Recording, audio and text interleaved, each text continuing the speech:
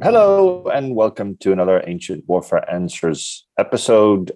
Like Murray, like Murray last time, I should say, I have also lost track. We're probably episode 175 or something ridiculously high number. I guess there's still questions coming, so keep them coming. You can email them to us or you can post them on the Patreon page, www.patreon.com/Ancient Warfare Podcast, or you can post them on RomanArmyTalk.com. Or you can find other ways to get your question to us. We like to get more questions because then we can philosophize about them for about 10 minutes and see what we can come up with. My name, by the way, is Jasper Voorthuis. I'm the editor of Ancient Warfare magazine, and with me is Murray Dam. He's the assistant editor. And today, Murray is going to try and answer Manvir's question. Could Alexander have convinced his men to head further into India? Could he, Murray? Well, short answer, no. But that's me being controversial. That's two in a row where we've had a short answer. I don't think so. If I get even more hedge my bets.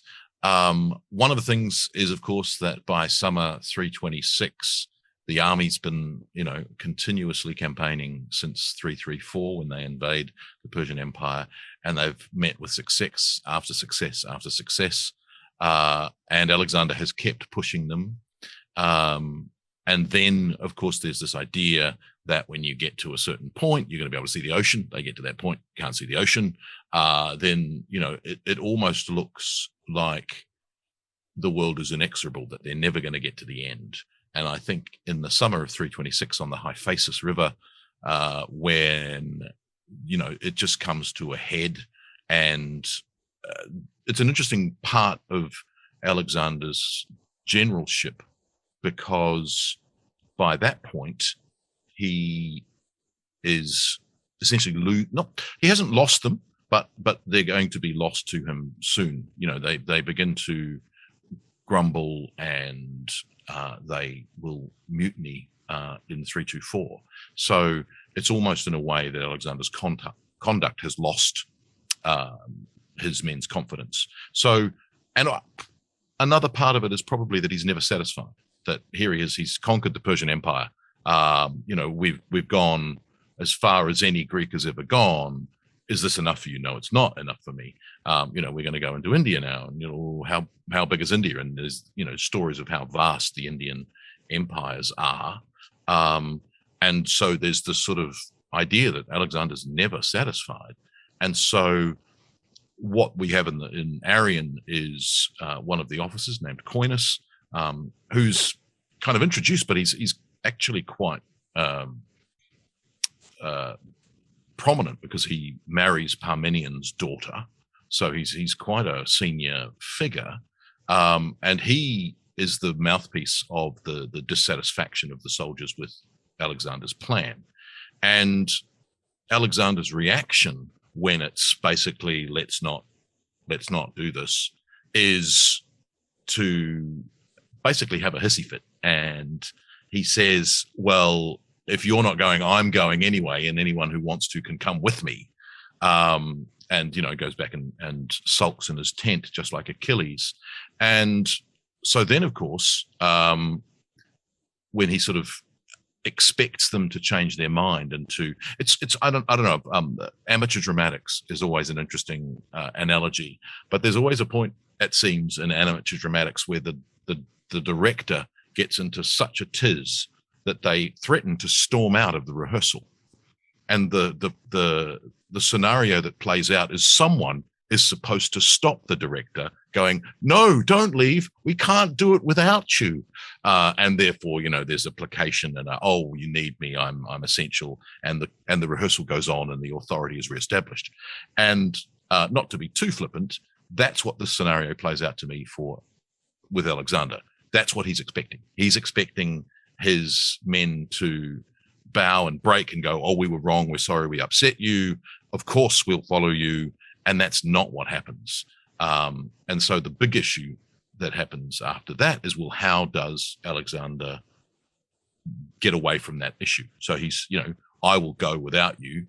Anyone who wants to follow me can. No one's going to follow him. He clearly can't go. So he's in a real problem of contextualizing his authority, because he can't lose face, he can't lose authority. So he basically spends 2 days in his tent. He won't let any of his companions come and see him. His army doesn't change their mind, and Arian talks about there being a profound silence in the camp. And so then he basically works out a way to go, right, I'll summon the companions and I'll say, clearly we should withdraw and turn back. And that was even worse. When he said that they will turn back, the army joyously celebrates that, and in a way that's sort of another slap in the face to Alexander, because not only were they not enthusiastic about his plan, they were actually enthusiastic about the opposite. And so in that case, it's sort of, and then there's this really interesting scenario. So he divides the army into 12, and each one of the 12 parts of the army sets up an altar, and sort of like has almost like a competition between the divisions of the army, to sort of say, well, let's build a bigger memorial than the next lot.